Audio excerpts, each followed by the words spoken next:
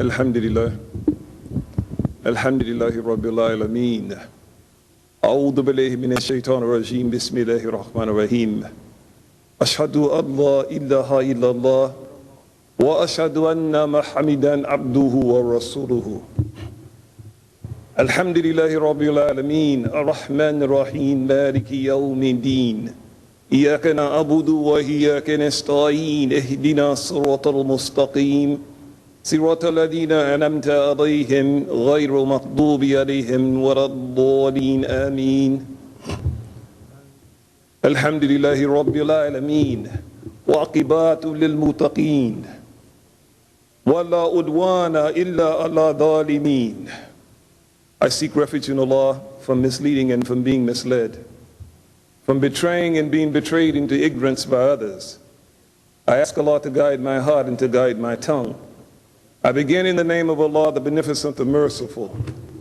Bismillahir Rahmanir Rahim. Wal as innal insana lafi khusr illa alladhina amanu wa amilu salihat wa tawassaw bil haqq wa tawassaw bis sabr. Those verses from Quran, from the shortest surah in Quran, Wal as.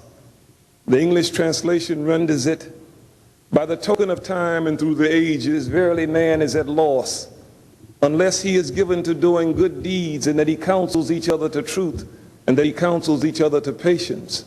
There's another translation that renders it, I swear by the afternoon man is a loser, unless he is capable of doing good deeds, and that he counsels each other to truth, and that he counsels each other to patience.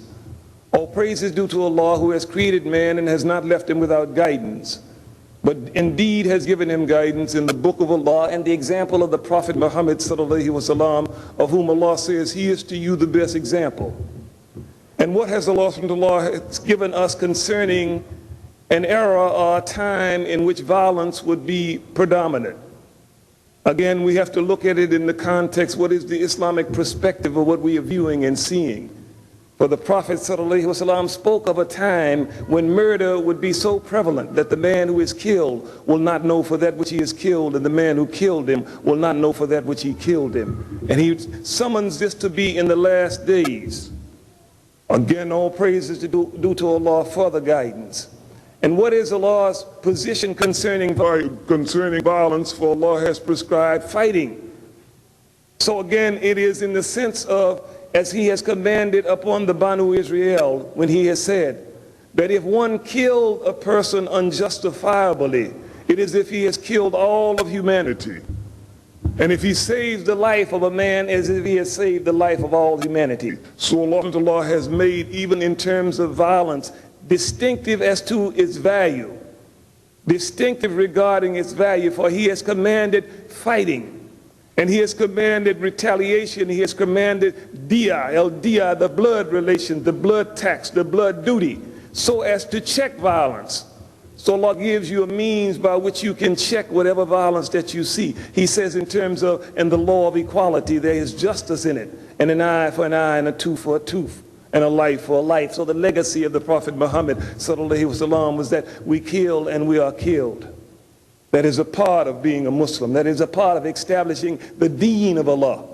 But is what is objectable, what it is that we object to is the ignorance that is involved in the violence that we see, the savagery.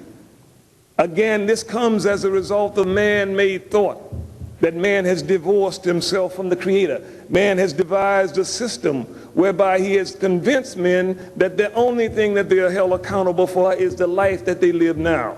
So there's no remembrance of the hereafter. There's no remembrance of Allah.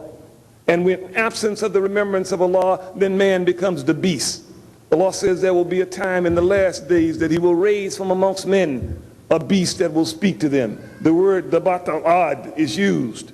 It is something that deals with the beast, in which Allah says, in the worst of beasts in the sight of Allah are those who will not believe, who does not have iman. Again, the only animal that we know that Allah subhanahu wa ta'ala has given the ability to have iman of faith is man. So Allah says without faith, then he is a beast.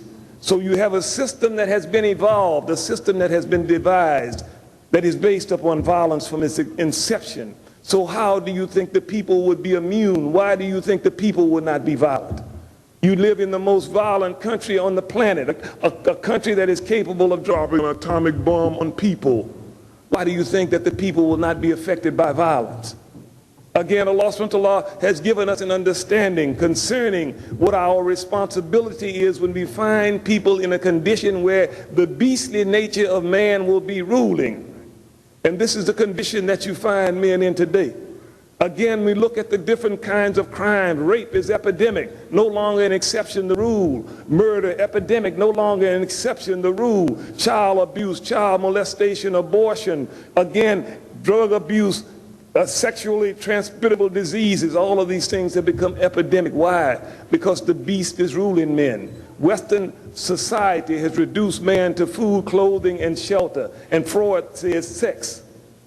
But again, no spirituality to the extent that he has separated church from state. And Allah subhanahu wa ta'ala says, and he has breathed into man of his spirit. There's no way you can separate the responsibility of man spiritually from the secular responsibility of governing and ruling. The Prophet, peace and blessings be upon him, was once asked, what is the food of the angels? He said, the food of the angels is remembrance of the Creator. So again, man becomes human.